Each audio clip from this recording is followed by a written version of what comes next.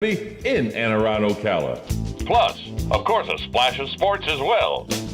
Now, here's your host, Tom. Good Tuesday morning. Welcome to Ocala Talks. The day after the college football season has come to an end, a chilly Tuesday in Ocala. Right now it's 44 degrees at the Ocala International Airport, right where we're off the runway. The radio station is located just off the runway here. In the Brick City, beautiful Ocala, Florida. Bright blue skies as the cold front moved through, brought high pressure in. Galen Unoff from Life South joins us. Galen, two things. One is it's very cold outside. And two is if you frequent the Starbucks on your way to Gainesville, right there at Newberry Road, there's an 18-wheeler broke down blocking the entrance to that Starbucks. People are going crazy in Gainesville. Oh, man, I have to figure out how to get to work then. All right, because I pass that every single day, and it's an absolute disaster. Well, it's a disaster today because you can't get into that Starbucks. All right, I've got to go down Archer. Well, I appreciate the heads up. See, I'm here to help you. That I can use. I'm here to help you, see? On WOCA, the source. I'm here to help you. See, that's what I'm here for. I don't know how many of your listeners care, but for me, that's huge. Thank you. That's big news for you because you go right by that Starbucks every day. Every day. And you're a little groggy this morning, I bet you, because if you were like me, you were up till about 15 after 12 last night watching a very entertaining national football, college national football championship game, which was really just for bragging rights in the SEC. For the 15th of the last 18th years, an SEC team has won the national championship. It is the fifth SEC team in the last 8 out of 15 to win.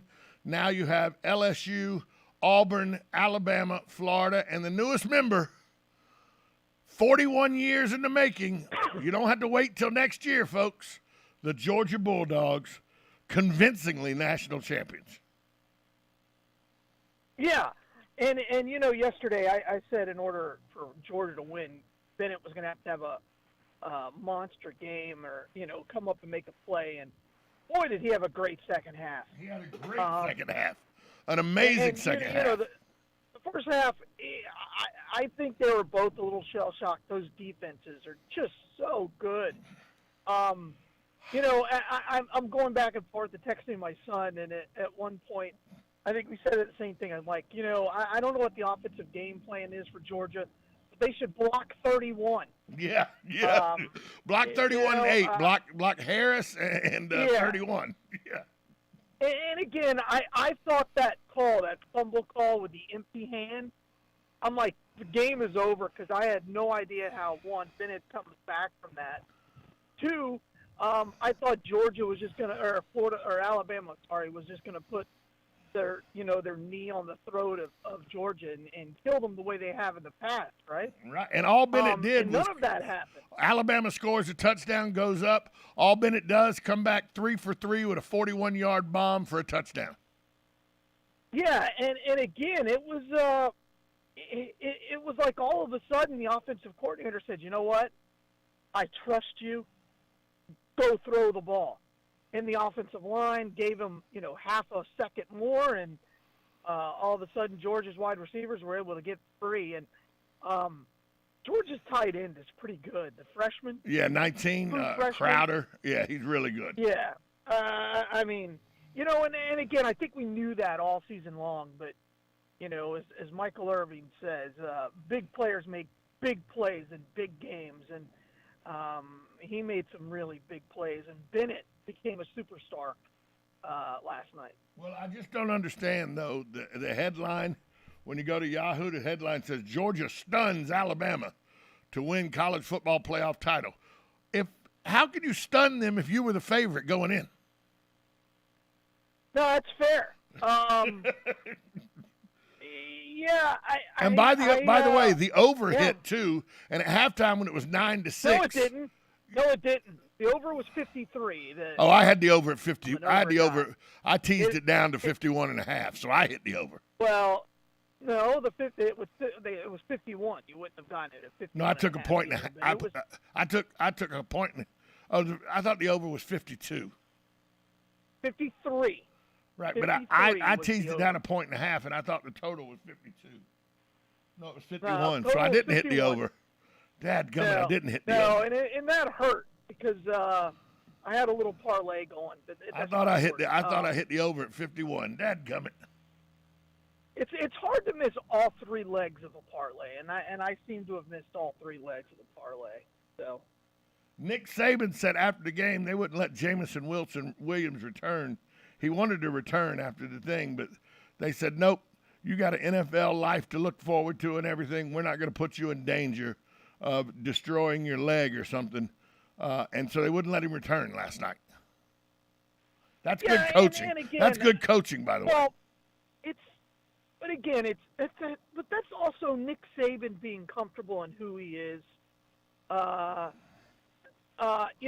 he's just,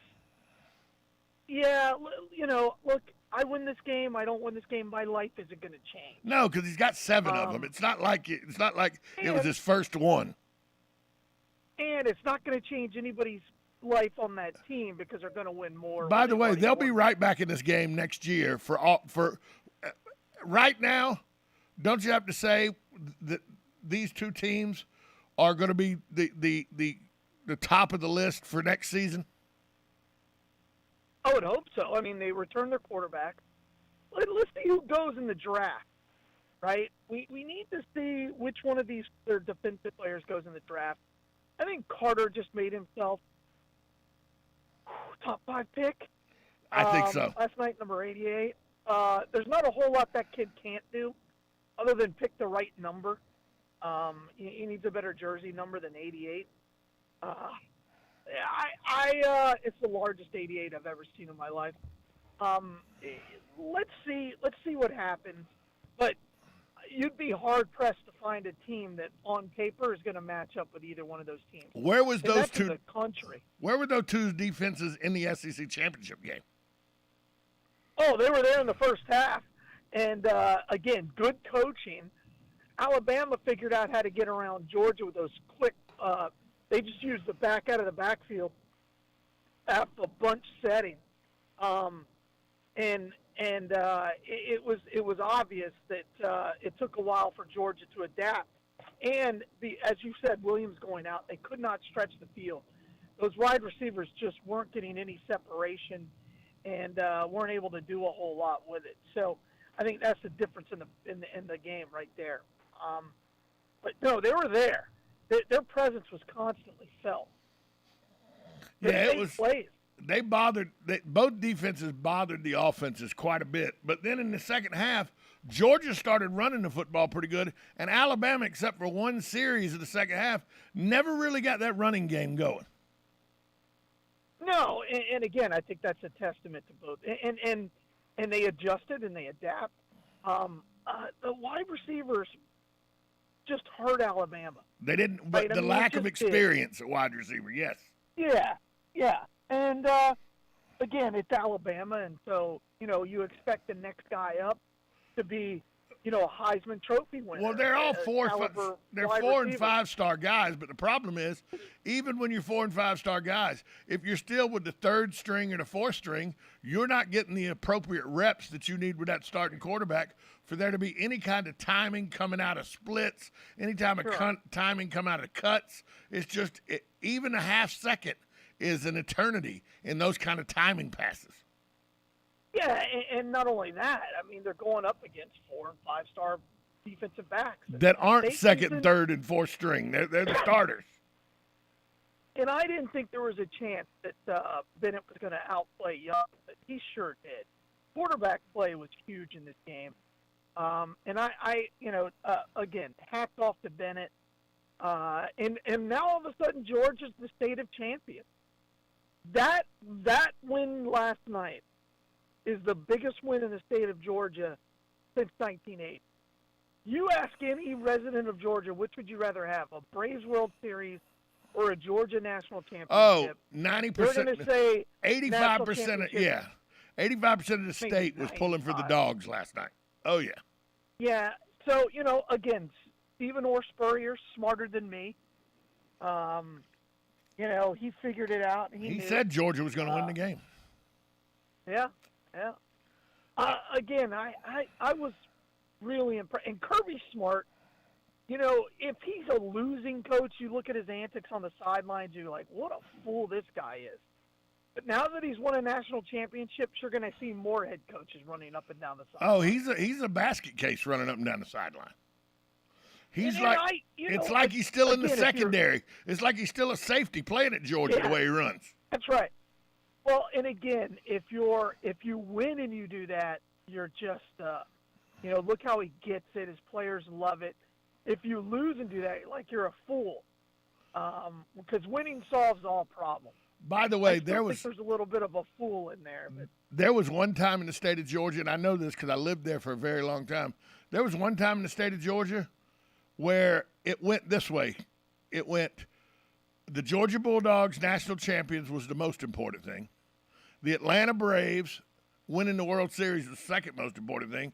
And then you could argue Georgia Tech and Georgia Southern doing well and playing for national championships or playing for ACC championships or something like that was almost more important than the Falcons having a winning record. Yeah, and that's a big piece that Georgia Tech, Georgia Tech fans, when they go at it, they would always, look, your team's terrible, and Georgia Tech was like, well, when's the last time you won a national title? Right, exactly. You know what I mean? Georgia Tech would always be able to remind Georgia fans, we won 10 years. We won 10 years later than you guys did. Because remember, Georgia Tech shared the 1990 national championship. So the bragging rights of Georgia changed last night. For the first time in 41 years, Georgia can tell Georgia Tech fans we're the national champions. Because Georgia Tech was the last. Georgia Tech was the last 1A national champion in the state of Georgia. And again, the only reason they shared it is because of the fifth down in Colorado. Colorado should have not beat Missouri. They should have lost to Missouri. I did love that Colorado team with Cordell Stewart. They still got 5 downs. They're triple options. Still got 5 downs. Yeah. Nebraska would have been there though, but yeah. Anyway. But back when that conference was great, I loved that style of football. I just loved it. The Big 8 was great. Yeah, the Big 8 was great. Nebraska was still good. Oklahoma was in the Big 8. Missouri was in the Big 8. Yeah. Their style of football was like, okay. When they combined the Big 8, guys. When they combined the Big 8 and the Southwest Conference, that's what really started to me destroying the rivalries of football. Yeah, that's fair. That's absolutely fair. Yeah, but in the Big 8, they would line up like, all right, you got your 11, we got our 11. Let's just see how much I remember damage we could do to each other. Remember the Southwest Conference was just teams in Texas. Period. Well, right. You had Texas A&M, Texas Tech. You had the Horned Frogs. You had SMU. You had Texas. SMU? Yeah, it was just Baylor was there. No, there was one other team. Wasn't New Mexico? There was another maybe. I think it was all Texas teams. Let me go look. Yeah, I think maybe. Anyway, that they were not very good, but they had Texas was in there, and therefore they were always going to be in the national title. And they were always in the Cotton Bowl. They were tied into the Cotton Bowl. Sure, yeah. No, you were right. There was one team in there that was not from Texas. Oklahoma State? Southwest Conference. Let me see when it was. The 1980 Salminity Conference hit by scandal of recruiting. Here members. Arkansas was in there till they left in '91 to go to the SEC. Yeah. Then you had Baylor, Houston. Oklahoma was in there for 4 years in the early 1900s, believe it or not. So was Oklahoma and A&M, but they left. Phillips left. But here were the teams: Arkansas, Baylor, Houston, Rice, SMU, Texas A&M, TCU, and Texas Tech. So the only team that wasn't Arkansas was the only team. Oklahoma was in the Big 8. Oklahoma was in the Big 8. They left in 1919. You don't even hear about Rice anymore, and you used to watch them on TV all the time. Yeah, because they were in the Southwest Conference. Yeah, that's amazing. Remember they played the Cotton Bowl at Rice they even played a Super Bowl at Rice. Sure. You know, Rice was a big school. They played a Super Bowl at the stadium for Rice. Yeah, it's amazing. Hey, we need to take a break. We'll come back more with Galen Unoff. I will say, Georgia, well-deserved national title. There is no one who's doubting their credentials after the last night. No, sir. We'll have more with Galen Unoff after this timeout. 1370 AM, 96.3 FM, WOCA, The Source. Are you wasting time boxing up packages and going to the post office or the UPS store? Are you tired of not knowing what you'll pay when you get there? Just Ship offers pickup service and flat rate packaging and postage rates, which takes the guesswork out of shipping while saving you time and money. So quit wasting valuable time and money. Call or text Just Ship at 352-234-3840. That's 352-234-3840. Just Shipped.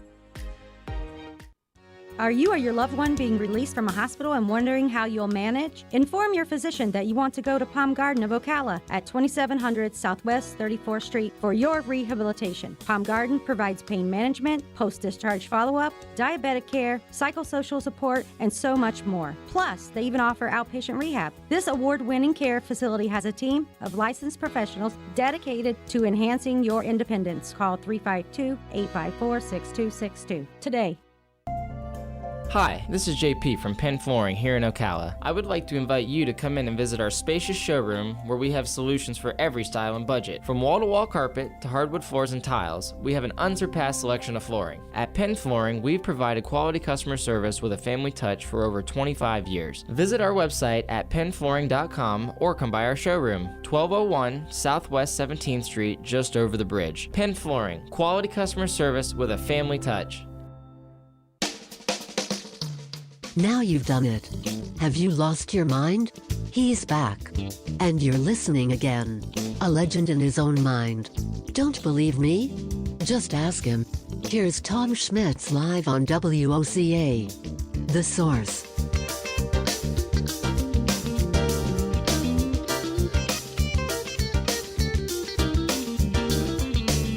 Welcome back to Ocala Talks. Galen Unoff from Life South on the phone lines with us, brought to you by the good folks at Penn Flooring, Just Shipped, and Palm Garden Health and Rehabilitation Center. You know, Galen, it brings to end a college football season that brought us back some normalcy. People were in the stands. It was back to feeling a lot different than 2020 felt. But a lot of people are still going to say that they don't like that it ended up with two people from the same conference that had already played each other. I'm hearing it already on looking at some message boards and all, that they got to do something to make sure this is more inclusive, and everybody's answer is it's got to get bigger. What would have changed? It's got to expand. I don't think anything would have changed. The two best teams played in the game, and it would have happened that way whether there was 6 teams, 8 teams, or 4 teams. Because if there's 6 or 8, you're damn sure not leaving Georgia and Alabama out then. No, and again, I do not think it needs to be any bigger than it is now. I do not either. Because you already saw, and you already saw how attrition played on that game last night, right? With the wide receivers going down. These are young kids. They played 14 football games this year, right? You know, when you went to college, they played 10. No. Right? No, when I went to college, we played you had 15. The playoffs, we played 15. That's true. You had 15. I mean, in your defense, I mean, it was a smaller school. You're not. It was. We weren't playing against the caliber. No, guys that are holding the clipboard. When we went to Auburn and played at Jordan-Hare Stadium, we were up in that game 17-0 at the half. We went into halftime at that game against Jordan-Hare, 17-0. We lost that game 31-17. We had 2 yards of total offense in the second half. And the reason was, with our 55 scholarship players, by the time we got in the fourth quarter, Auburn still got kids over there holding clipboards in great uniforms that would have started for us, and they're over there being shuffled in because we're dragging. Yeah. And again, I don't think – and we're already seeing that in the NFL with the injuries that happened this year. And, you know, the last thing you want to start hearing about in football is load management. We've seen how it's destroyed basketball in the NBA. The last thing we want to hear in college football is load management. And again, they're getting paid now, but these guys are using up their NFL bodies, and you're just costing them money on the back end, right? The difference between getting that second or third contract could be that shoulder separation that you get in week 13, let's say, in the college football playoffs. Yeah, it just with the college, and if they expand it to even 2 more teams to go to 6, that adds an extra game, and like you said, that adds an extra game of attrition. And I don't think the NFL is going to partner with college football. What are you going to do now? Give somebody a bye? You can't. You can't. Well, you'd have to give 1 and 2. You'd have to give 1 and 2 a bye if you go to 6 games. Well, and now 6 teams. Now you're off for 7 months. If you're going to expand, you have to go to 8. Right, and then or 16, and then play from there. But 16 is way too many. 16 is way too many. That's 4 weeks. 8. So think about 8. 8 is 3 weeks. Way too many. Yeah, 4 is perfect. 4 is perfect, and everybody goes, yeah, but there's 5 power conferences. Well, don't be the worst power conference, and you get in.